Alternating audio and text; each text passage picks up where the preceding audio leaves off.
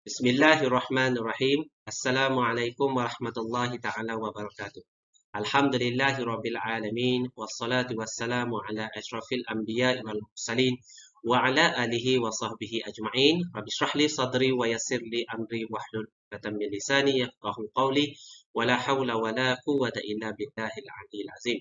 Allahumma salli ala sayyidina Muhammad wa ala alihi wa sahbihi wa barik wasallim. Terima kasih saya ucapkan kepada penganjur Akademi Pengajian Islam Kontemporari ASIS Universiti Teknologi Mara UiTM Shah Alam kerana telah memberi ruang dan peluang kepada saya untuk membentangkan artikel saya bersama rakan-rakan yang lain sempena seminar antarabangsa pengajian Islam Kontemporari International Conference of Contemporary Islamic Studies tahun 2021 pada kali ini. Tidak lupakan kepada rakan-rakan peserta yang lain yang turut membentangkan kertas penyelidikan masing-masing pada kali ini. Saya Muhammad Razlan bin Ahmad akan membentangkan tajuk artikel kami iaitu Isu dan Cabaran Pelajar plus Tahfiz dalam mengekalkan hafazan Al-Quran di UiTM. Turut bersama dengan saya barisan penulis iaitu Sumayyah Bahari, Muhammad Syukri, Muhammad Ashmi Wong, Ahmad Thaqib Ismail dan Zuhaili Saiman. Kami daripada Akademi Pengajian Islam Kontemporari ASIS UiTM Shah Alam juga telah dipertanggungjawabkan sebagai sekretariat program plus tahfiz di UiTM. Baiklah peserta-peserta yang dikasihi Allah sekalian, berikut adalah kandungan ringkas sesi pembentangan saya pada kali ini, iaitu berkaitan dengan pengenalan, pelaksanaan program plus tahfiz di UiTM, metodologi kajian, cabaran pengajian tahfiz, dapatan kajian, kesimpulan serta rujukan yang telah digunakan sepanjang penulisan ini. Baiklah, sebagai pengenalan, penubuhan kelas pengajian menghafaz Al-Quran adalah ekoran daripada penganjuran Majlis Tilawah Al-Quran peringkat kebangsaan yang telah diadakan semenjak tahun 1960. Ini juga merupakan satu arahan daripada Yang Teramat Mulia Tunku Abdul Rahman Putra Al-Haj, Perdana Menteri Malaysia yang pertama pada ketika itu.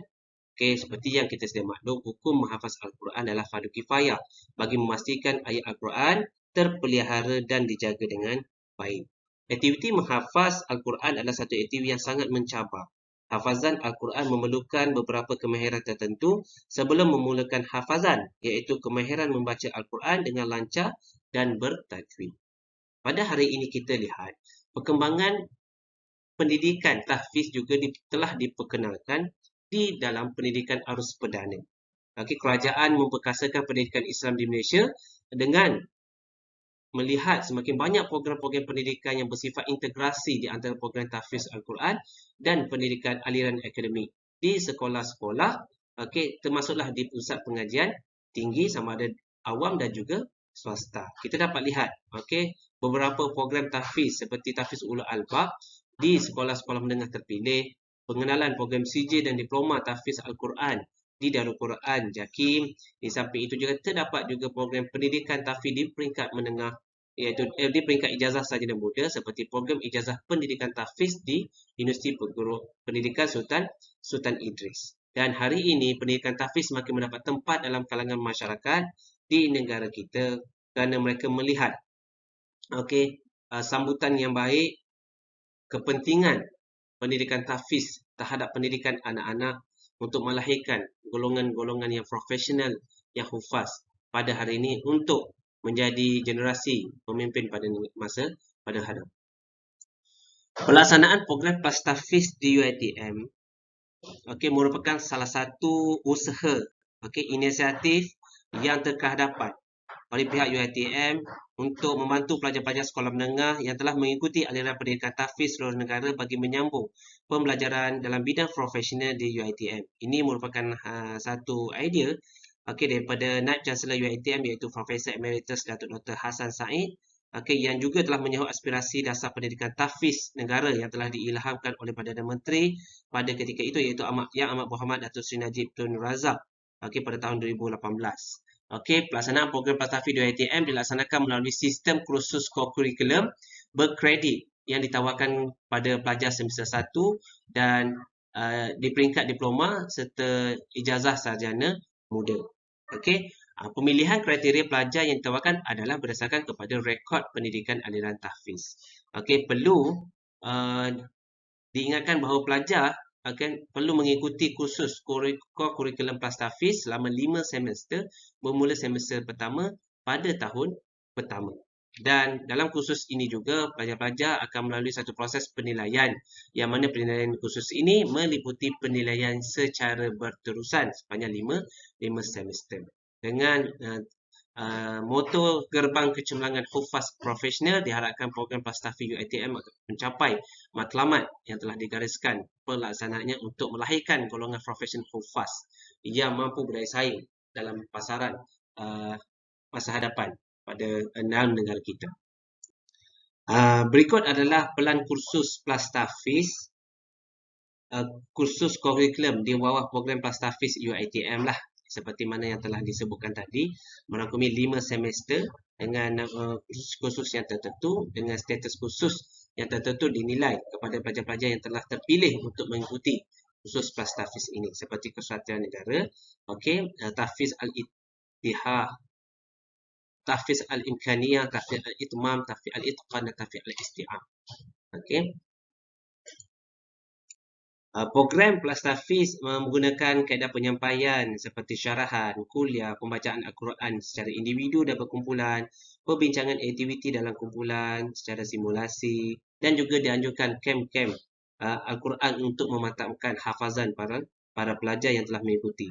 Dan penilaian khusus juga meliputi penilaian secara berterusan seperti ujian lisan, ujian bertulis, persembahan kumpulan dengan penekanan ilmu tentang Al-Quran dan kemahiran kerohanian. Berikut adalah sebahagian daripada gambar aktiviti-aktiviti yang telah dijalankan oleh pelajar-pelajar yang telah mengikuti program PLAS-TAFIZ. Pelajar-pelajar ini juga diadakan dengan aktiviti luar seperti khidmat masyarakat bersama masyarakat dan juga aktiviti lawatan untuk menambah ilmu dan kemahiran yang berkaitan dengan Al-Quran. Metodologi yang telah digunakan dalam penulisan ini yang bersifat kuantitatif yang berbentuk kajian tinjauan. Kajian ini menggunakan soal sidik yang mana telah diedarkan kepada pelajar-pelajar PLAS-TAFIZ UiTM bagi negeri Selangor yang mengikuti program ini di Shah Alam, Puncak Alam, Puncak Perdana dan juga Sungai Buloh. Soal sidik ini digunakan dalam kajian untuk mendapatkan jawapannya daripada pelajar itu sendiri yang telah mengikuti program PLAS-TAFIZ.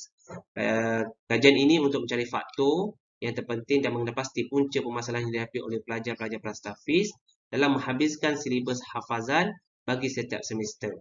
Kita menggunakan lebih kurang 67 orang pelajar yang telah mengikuti kurikulum PLAS-TAFIZ ini untuk menjawab soalan-soalan yang telah dikemukakan dalam bualan tinjauan yang telah diadakan. Cabaran dalam pengajian tahfiz yang dapat kita kenal pasti adalah kekurangan dalam strategi gaya pembelajaran tahfiz. Kaedah pengajaran tahfiz dan guru masih menggunakan kaedah tradisional dalam proses pengajaran dan pembelajaran tahfiz. Perlu ada peraturan yang ketat yang perlu dipatuhi dan diikuti oleh pelajar ketika mengikuti kelas-kelas tasmid. Yang keempat, menjadi sebagai pentasmid, hafazan pelajar dikira tidak diiktiraf jika proses tasmid dilakukan oleh guru yang bukan bergelar hafiz. Jadi kita perlukan guru yang berstatus hafiz dengan kelulusan yang telah diiktiraf dalam negara kita untuk menjadi pentasmid. Dan yang kelima, mengekalkan ingatan tentang apa yang telah dihafaz dan telah ditasmid oleh guru pentasmid adalah satu cabaran yang paling besar yang perlu diikuti oleh pelajar-pelajar yang mengikuti program PLAS-TAFIZ pada kali ini. Sudah pasti cabaran-cabaran yang telah disenaraikan tadi secara umumnya telah menarik perhatian untuk kami menjalankan kajian dan mendapatkan maklum balas daripada pelajar yang mengikuti program PLAS-TAFIZ di UiTM. Antaranya adalah cabaran pertama yang dihadapi oleh pelajar PLAS-TAFIZ UiTM adalah jadual harian akademik yang padat. Yang kedua, cabaran adalah kesibukan dengan tugasan subjek ataupun khusus pengajian yang lain. Cabaran seterusnya adalah kurang motivasi dan kurang disiplin dalam kalangan pelajar itu sendiri. Di samping itu, pelajar juga kurang masa untuk menghafaz yang mana tidak mencukupi dan tempat untuk menghafaz juga dianggap sebagai kurang kondusif. Apatah lagi dalam situasi pandemik COVID pada ketika ini, maksudnya pelajar-pelajar berada di rumah masing-masing dan mungkin itu sebagai salah satu kekangan. Di samping itu, cabaran lain yang dirasakan kurang, dianggap kurang iaitu gangguan ahli keluarga, tempat yang jauh daripada kolej penginapan, iaitu ketika pengajian secara bersemuka dilakukan, iaitu daripada kolej penginapan untuk ke lokasi kelas. Masalah kesihatan seperti tekanan perasaan juga wujud, untuk menyelesaikan tugasan menghabiskan 6 juzuk bagi setiap semester yang dianggap sebagai membebankan. Begitu juga cabaran tenaga pengajar yang kurang berdedikasi dalam menguruskan kelas, dan juga program-program tasmid bersama dengan pelajar. Jadual ini merupakan adalah hasil dapatan kajian daripada 67 responden yang telah menjawab soalan kajian telah dinyatakan oleh kaji. Daripada 12 cabaran yang telah dihadapi, kami telah menyusun mengikut jawapan keputusan yang paling tinggi. Jadual harian akademik yang padat dipersetujui oleh selama 44 responden daripada 67 responden. Daripada jadual tersebut, inilah gambaran graf yang menunjukkan perbezaan cabaran di antara cabaran yang lain, yang mana yang hijau itu adalah jawapan ya, merupakan pelajar bersetuju terhadap cabaran tersebut, antara iaitu jadual harian akademik yang padat. Dan manakala kuning adalah jawapan tidak dalam kalangan responden terhadap soalan-soalan yang telah diajukan. Sehinggalah cabaran yang ke-12, tenaga pengajar yang kurang berdedikasi. Itu merupakan antara beberapa cabaran yang bukan cabaran yang besar kepada pelajar. Dan dapati 65 pelajar tidak setuju terhadap soalan tersebut. Baiklah, sebagai kesimpulan, golongan hufaz profesional inilah yang diharapkan untuk menjadi tauladan dan akan meneraju kepimpinan Malaysia dengan ilmu dan kemahiran Al-Quran yang mereka ada. Golongan hufaz ini adalah satu aset yang cukup besar kepada negara kita. Dan mereka juga merupakan prospek yang sangat luas dan mempunyai potensi yang sangat tinggi di masa hadapan dengan bidang dan kepakaran mereka dalam Al-Quran serta bidang profesional yang mereka ceburi. Oleh itu, UiTM telah menunjukkan satu usaha keras demi memartabatkan institusi hufaz profesional dalam kalangan pelajar untuk melahirkan generasi yang terbaik pada masa akan datang. Berdasarkan kepada kajian ini, dapatlah dijadikan rujukan kepada pihak pengurusan Plastafis UiTM untuk menilai semula dan mengkaji langkah-langkah yang terbaik untuk menambah baik program pengajian kurikulum Plastafis ini untuk ditawarkan kepada pelajar-pelajar demi masa depan yang terbaik untuk mahasiswa dan mahasiswi di UiTM. Saya rasa itu sahaja daripada saya. Terima kasih kepada semua yang mengikuti pembentangan ini dengan baik. Semoga kita berjumpa lagi. Assalamualaikum warahmatullahi taala wabarakatuh.